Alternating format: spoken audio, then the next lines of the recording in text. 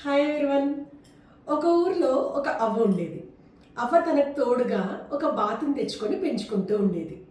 ఒకరోజు బాత ఏంటంటే బంగారు బాతుగుడ్డును పెట్టింది. అవ్వ ఎంత హ్యాపీగా ఫీల్ అయిందంటే, అబ్బా బంగారు బాతుగుడ్డు పెట్టింది, దీంతో నేను హ్యాపీగా లైఫ్ లీడ్ చేయొచ్చు అని. అలా రోజు ఒక బంగారు బాతుగుడ్డుని పెట్టే లోపల అవ్వ హ్యాపీగా ఫీల్ అవుతూ తన మనసులో ఒక ఆలోచన వచ్చింది. నేను ఇస్తున్న ఫుడ్కే తను చక్కగా బంగారు గుడ్డుని ఇస్తుంది నాకు, నేను ఇంకా కొంచెం ఎక్కువ ఫుడ్ ఇవ్వడం స్టార్ట్ చేస్తే ఈ గుడ్లు కూడా ఎక్కువ ఇచ్చేస్తుంది అనేసి ఎక్కువ ఫుడ్ని ఇవ్వడం స్టార్ట్ చేసింది. అలా ఎక్కువ ఎక్కువ ఎక్కువ ఎక్కువ ఫుడ్ని ఇస్తూ ఇస్తూ ఇస్తూ ఉంటే ఏమైపోయిందంటే బాతు చక్కగా బాగా లావెక్కిపోయి మామూలు బాతుగుడ్డును కూడా ఇవ్వడం మర్చిపోయింది. అయ్యో అవ్వ అప్పుడు చాలా ఫీల్ అయ్యి, ఏంటి ఇలా జరిగింది, మామూలు బాతుగుడ్డు కూడా ఇవ్వట్లేదు అని చాలా ఫీల్ అయింది.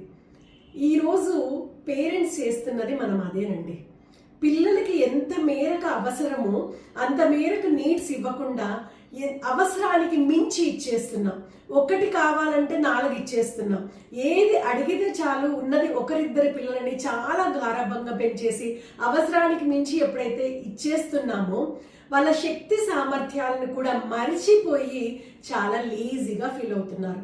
అవసరానికి మించి కాకుండా ఎంత మేరకు అవసరమో అంతవరకు ఇస్తే చక్కగా వాళ్ళ శక్తి సామర్థ్యాల్ని వాళ్ళు రికగ్నైజ్ చేసి ఏ పనైనా ప్రతి దాంట్లో కూడా, అకాడమిక్స్ అనే కాదు ప్రతి దాంట్లో కూడా వాళ్ళు చక్కగా రాణించగలుగుతారు.